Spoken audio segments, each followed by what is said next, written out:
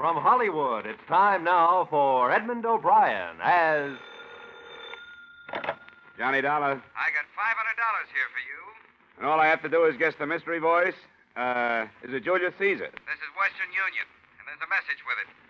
Building irregularities suspected, Manhattan, Nebraska. Proceed there immediately. Stay Cheyenne Hotel. Will advise.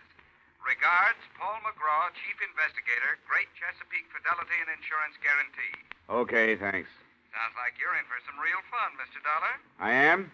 During the war, I was stationed near Manhattan, Nebraska. Good town? Good town. It made a Texas Army camp look like the promised land.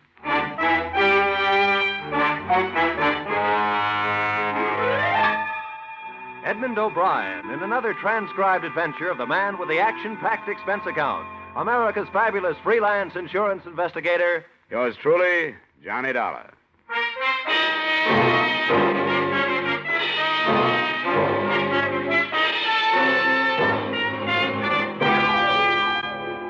Expense account submitted by Special Investigator Johnny Dollar to Mr. Paul McGraw, Chief Investigator, Great Chesapeake Fidelity and Insurance Guarantee, Hartford, Connecticut. The following is an account of expenditures incurred during investigation conducted on behalf of your company or the story of the Big Red Schoolhouse. Expense account. Item, transportation, $134 plane fare, New York to Omaha. Item, transportation, $3.95 bus fare, Omaha to Manhattan, Nebraska, which a fellow passenger told me was a quiet, sleepy little town. But which seemed to be celebrating Rip Van Winkle Day as I stepped off the bus. Nobody was walking and everybody was running. I followed the crowd in the general direction of the excitement. 2 blocks north of the main street, the fire crews were hard at work playing the hoses on what was very shortly not going to be the new high school building. And that's where a little man with black curly hair introduced himself. I am Paco Gonzalez. I carry those bricks myself. Watch fine new school grow up under my own hand. What's the matter? How come these buildings I work so hard on for 16 months goes down in 16 minutes, huh? I ask you, mister, how come these... Oh, now, calm down. What are you talking about?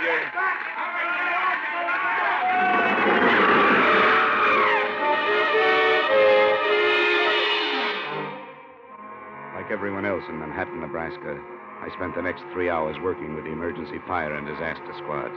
And by 8 o'clock that night, we seemed to have it under control. I finally dragged myself over to the Cheyenne Hotel.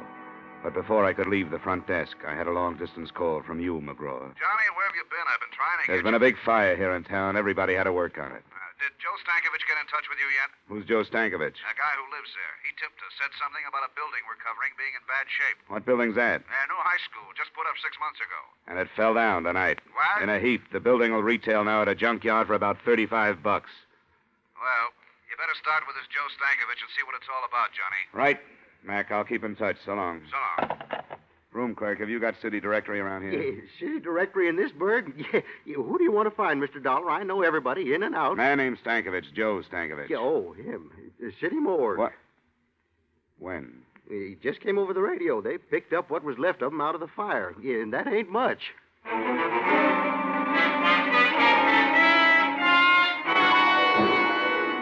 Joe Stankovich had no survivors and no close friends. He lived in the basement of the school and kept to himself. That was all I found out about him after asking questions around town for an hour or so. About 11 o'clock, I started back to the hotel. Turning a corner by an alley, 2 men in dark clothes were holding a third man in a tweed suit. The fourth man was giving him everything. Hey! Hey! When I came up, the 3 men scattered like burglars. The man they were beating pitched forward, and I caught him before he fell. You need some help, mister. Everybody needs help. But let me tell you who I am before you help me. Maybe you won't want to. All right, who are you? Bill Garrett. Yeah? You don't live here, do you? No, I just got in town this morning. I was the architect on that school. Well, don't you understand, Samaritan? Don't you see? Those 3 men were a group of citizens. Their kids could have been in that school when it caught fire and collapsed. And I'm afraid they feel that I don't design especially strong buildings. His office address was in his billfold. I hailed a cab and took him over there, after stopping by a drugstore for bandages, iodine, and something to take off the chill. While I was patching him up, I remembered how he'd stood there without a sound while they did that to him. When he came around, I told him who I was and what I was doing there.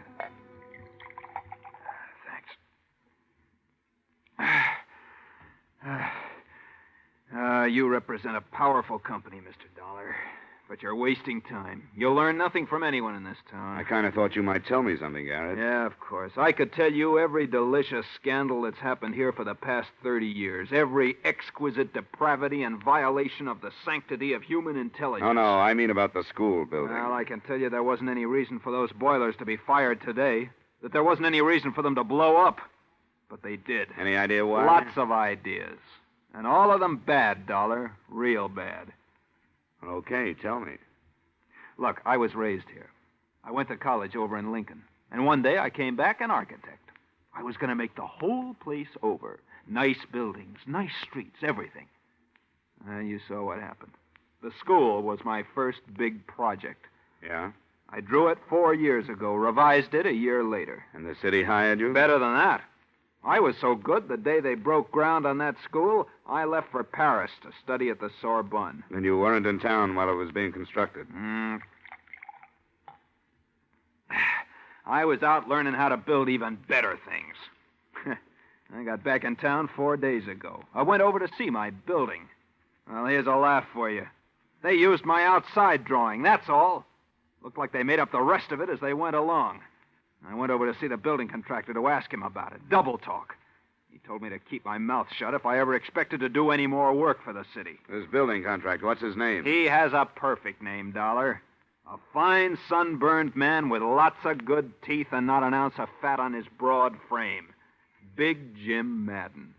Where can I find him?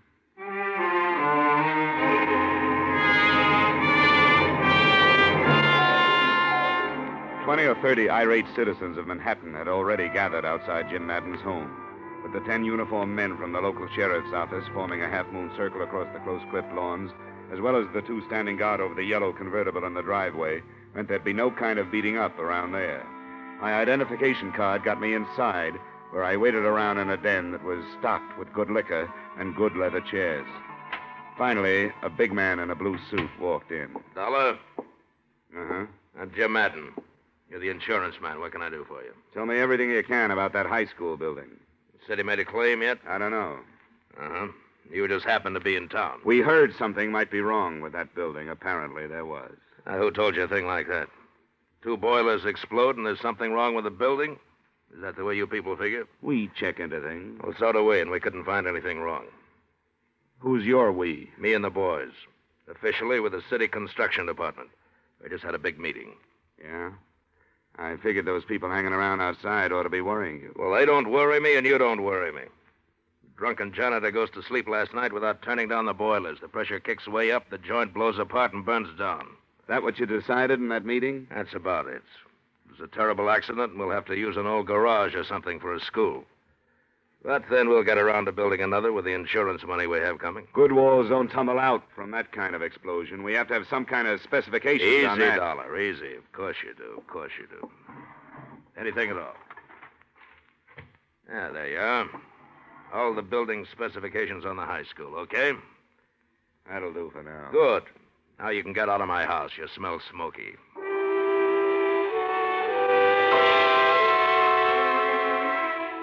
There were 50 pages of specifications on that building materials used in the construction of the school.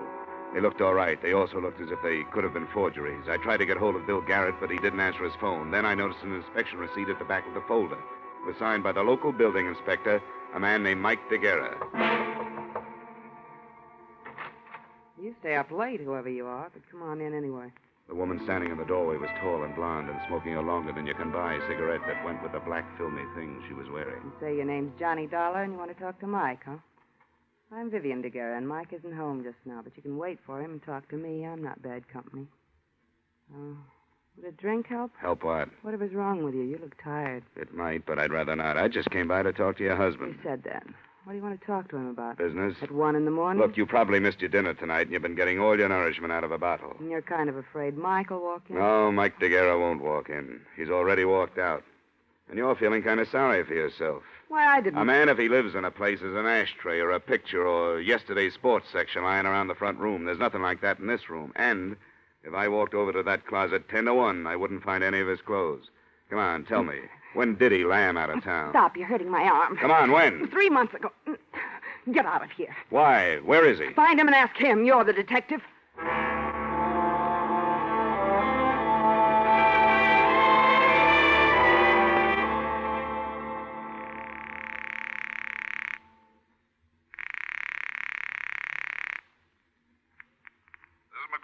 Paul, Johnny Dollar. It's a mess here. Your man Stankovich's dad was killed in the fire. Oh, that's a shame. What do you think? Well, political wraparound. The school was a fix on something or other, dough somewhere, the town sewed up tight, all kinds mixed up in it, somewhere. Yeah, that kind of thing, huh? Well, stay where you are, Johnny. I'm sending you 8 men. If they want to play that way, we'll play that way. Get to the bottom of this. 3 seconds after I hung up the phone, I found out how much of a mess it really was. That's when my hotel door opened and a man lurched across the room toward me.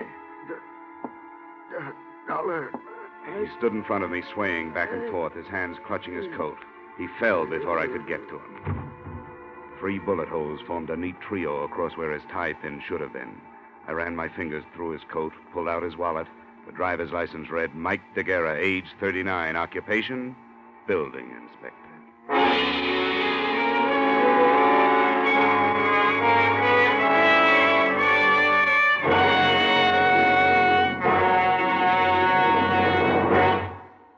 In just a moment, we will return to the second act of yours truly, Johnny Dollar. But first, the king of the cowboys, Gene Autry, will be riding the CBS range again this Saturday night. And Gene will be singing 2 of your favorites, Funny Little Bunny and Home on the Range. This Saturday, CBS also will take you on another trip with Vaughn Monroe's Caravan. You can hear them both every Saturday night on most of these same CBS stations. Vaughn Monroe and Gene Autry. Now, with our star, Edmond O'Brien, we return to the second act of yours truly, Johnny Dollar.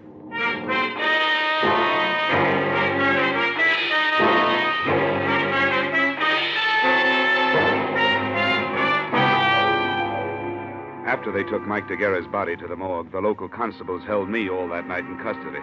Several Cheyenne hotel employees, finding nothing better to do for excitement, finally showed up to certify that DeGuerra had come into the hotel already shot up. So I was clean, and they let me leave a little after dawn. When I got back to my room, Paul McGraw's contingent of operatives had already arrived. There was Ralph Haycraft from Continental, Carl Royal, Chip Hannigan, who handled the St. Louis diamond heist, Patty Phillips from Detroit, Rocky Andresano, reliable Jerry Cotte, Tip Miller, Rod Cornile, and a guy who saved my life once in Denver, K.G. Peterson. Johnny, how are you? Hi, fine. Hey, how's everybody, huh? Chip, Patty, Ralph, good to see you. Chesapeake's certainly spreading the dough around. What's the scoop, Johnny? This is a big one. It's going to take all of us. Now, if you'll sit down, I'll go over it for you. All right, here's the story. Chesapeake insured a high school building here about 6 months ago. Yesterday, it fell on its face. 1, it was not built to specifications, or 2, somebody blew it down, or both.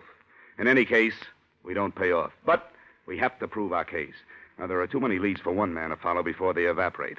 The guy who signed the building inspection papers was killed last night, a guy named Mike DeGuerra. Carl and Chip, that's your job.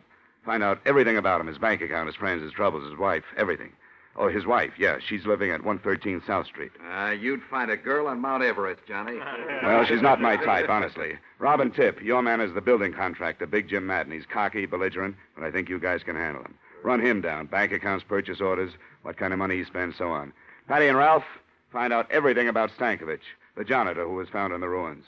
Rocky and Jerry, start talking with anybody in town who might know anything. Bars, restaurants, street corners, teachers, pupils, anybody, anywhere. And report back to me anytime you want. Now, don't push anybody around, but don't let anybody push you guys around. Anyone have anything to say? Yeah, just one thing. Let's get this thing over so I can get back to Philadelphia. I'm about to become a father.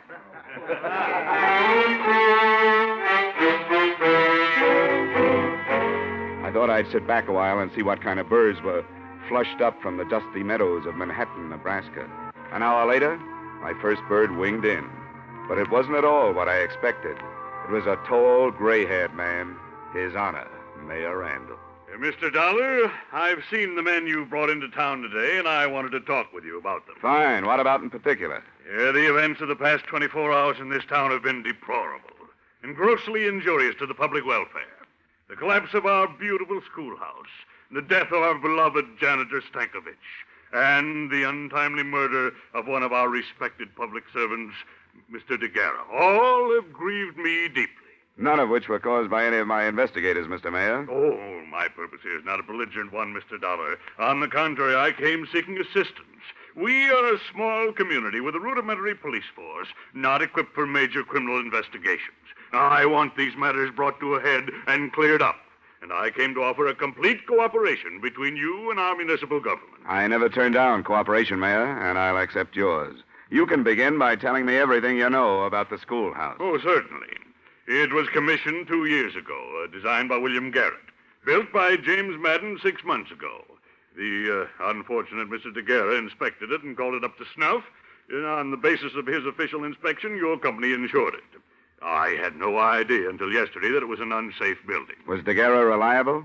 I know nothing about his personal life, Mr. Dollar, but in his job he was competent and above reproach. He couldn't have been competent if he approved an unsafe building. Yes, I wondered about that myself, but I'm not prepared at the moment with an answer. Where are the purchase orders for the materials used in that building? Purchase orders? Yeah.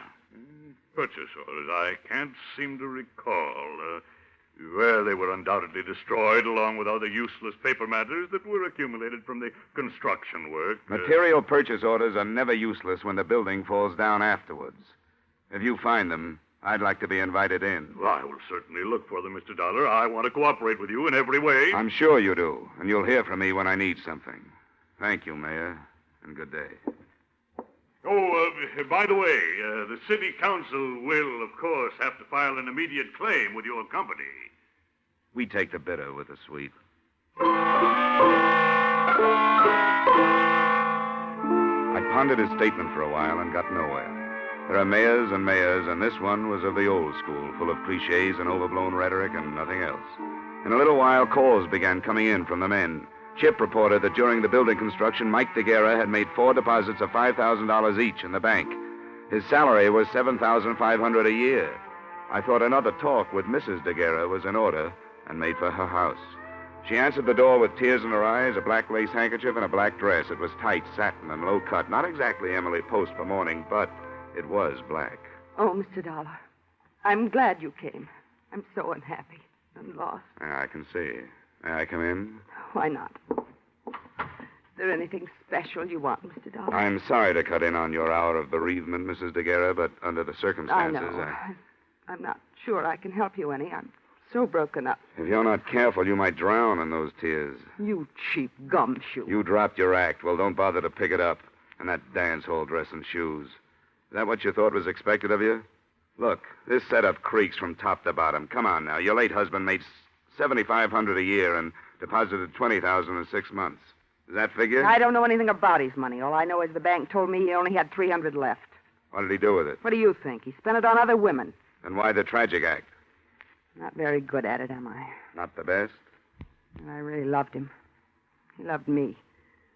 We kicked it away because we both wanted more excitement than this town or his salary could give us.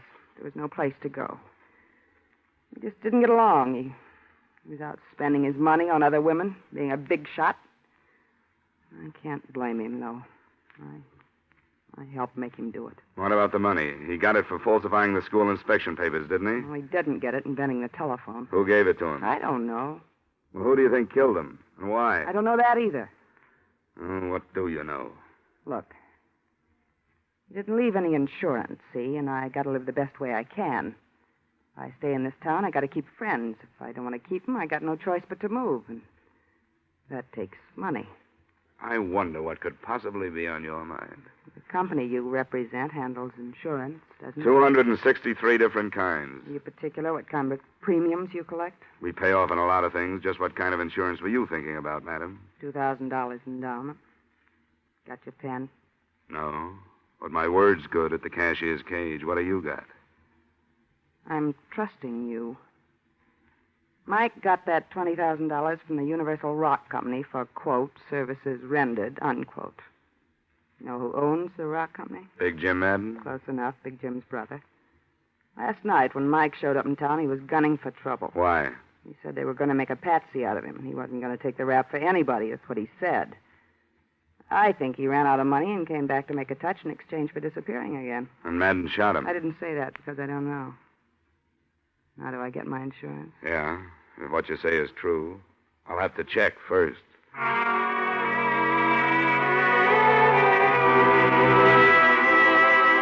finally tore myself away from the grieving widow and headed back for the hotel in case any of the boys called.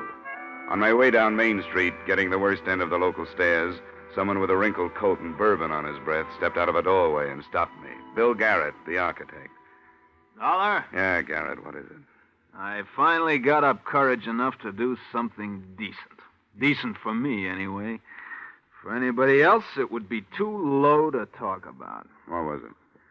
Well, I'm not much of a lawyer, but they say there's a statute in the books that says a private citizen may commit a crime to prevent a greater crime from being committed and still go free. Is that right? Most states have it. I suppose Nebraska does, too. Well, I committed a crime. I'm a Fagin, that's what I am. So long, Garrett. I'm busy. Oh, now, Johnny, wait a minute. Now, just written on the head of a pin, it goes this way. I had a secretary in the mayor's office steal something from his private file. Here. The purchase orders for our humble contribution to ageless architecture, the Little Red Schoolhouse. Signed by no other spotless member of our model community than James G. Madden.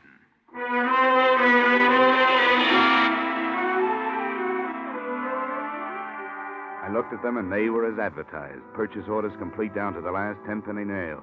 Not being a technical expert, I decided to shoot them back to Paul McGraw for his perusal. I sent them from the local post office, insured, registered airmail, and special delivery. Then I walked up the steps of the city hall for a chat with His Honor. Good afternoon, Dollar. My door is open to you anytime. Glad you feel that way, and I hope you still do when I finish. You finish what, Dollar? Calling you a liar? Now, see here. Save the B-picture dialogue for your next campaign. I thought you told me the purchase orders on the schoolhouse were destroyed. Well, to my knowledge, they were. Look in your personal file. Folder marked Madden, personal, hold. I don't know what you mean. Go on, look. No, don't bother. Because all you'll find is an empty space. Oh.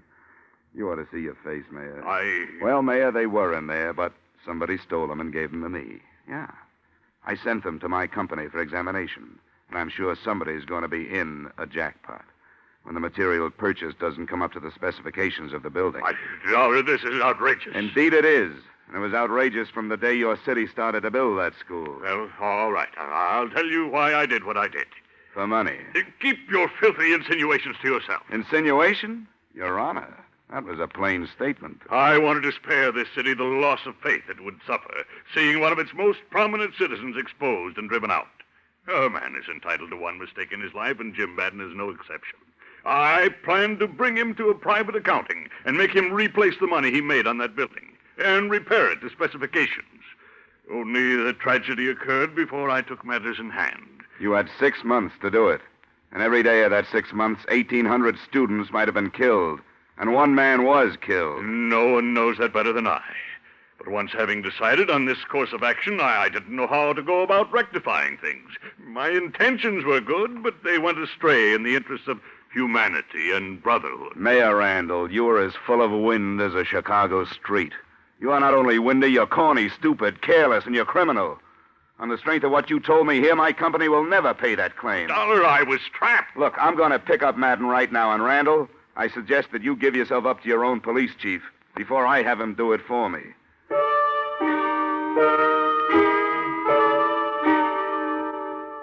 I raced back to my hotel to organize my men and pick up Madden. When I came in, the phone was ringing. It was Rocky Androsano saying he had 2 witnesses to DeGuerra's shooting. I told him to pick up the boys and come right over. I hung up just as the door opened, and 3 sullen characters with brick dust on their shoulders came in, uninvited. Want to come with us, Dollar? What do you need? 4th at Bridge? Come on. No, thanks. Guys. That'll do it.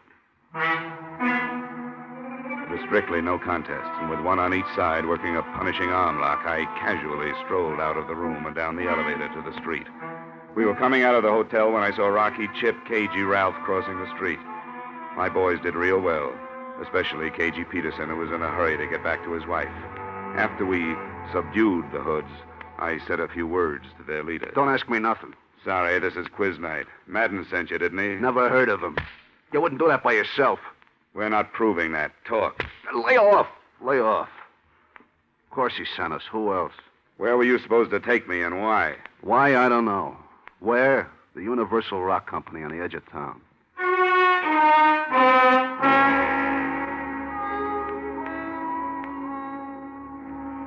It was a huge, dusty building next to some intricate rock-crushing machinery. Parked in front of it were 3 cars. A yellow convertible, such as a well-to-do contractor might drive, a long black sedan, such as a city official might have, and a small sedan, such as anybody might have. We covered all the exits, and KG Peterson and I went up the front way. We were halfway up to the offices when we pounded up to the landing just as Big Jim Madden staggered out of an open office and fell twisting on the stairs. Through the open door, I saw a flash of black skirt and a hand holding a gun that started jumping. Give me that. It's empty. Dollar. It's all right, Mayor. I'll get an ambulance out here as soon as I can.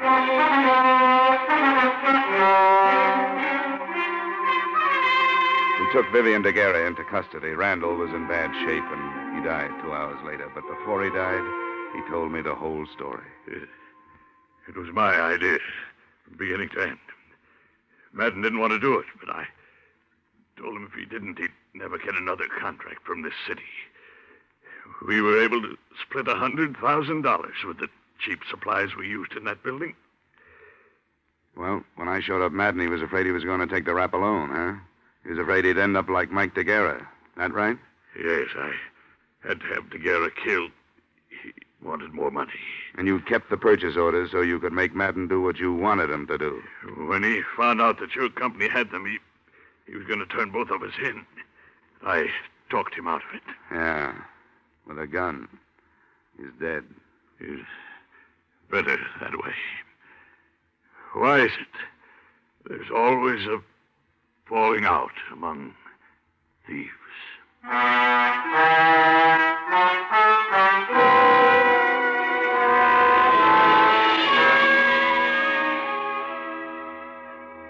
That was the last question Mayor Randall ever asked on Earth. And like other men before him who had lived with deceit and treachery, Randall didn't live long enough to get an answer. It turned out he had an ex-wife in Detroit and a daughter living in Miami, but neither one of them claimed his body. His estate was tied up by the city, and the county buried him in Potter's Field, right next to another thief named Jim Madden. No one wrote anything on their headstones. No one cared. The reform city government was too busy floating a bond issue for a new high school. Bill Garrett's going to design it, and this time, I'm pretty sure they'll follow his plans. Expense account total, $3,227. Yours truly, Johnny Dollar.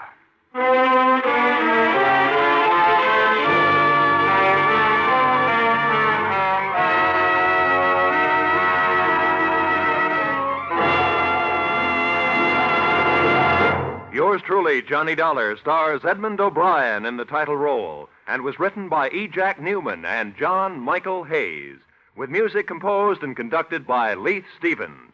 Edmond O'Brien can currently be seen starring in Harry M. Popkin's United Artists production, DOA. Featured in our cast were Victor Perrin, Elliott Reed, Hy Averback, Clayton Post, Bill Conrad, Virginia Gregg, and Willer Waterman. Yours truly, Johnny Dollar, is produced and directed by Jaime Del Valle. Join us next week when, from Hollywood, Edmond O'Brien will appear in another transcribed adventure of Yours truly, Johnny Dollar.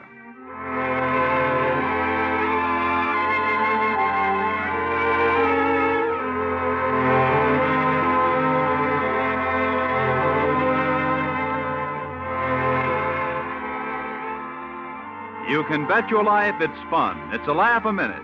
You can bet your life it's full of surprises. It's radio's craziest quiz show, and you bet your life it'll be one of your favorites when you join Groucho Marx every Wednesday over most of these same CBS stations for You Bet Your Life. Now stay tuned for the adventures of Philip Marlowe, which follows immediately over most of these same stations. This is CBS, the Columbia Broadcasting System.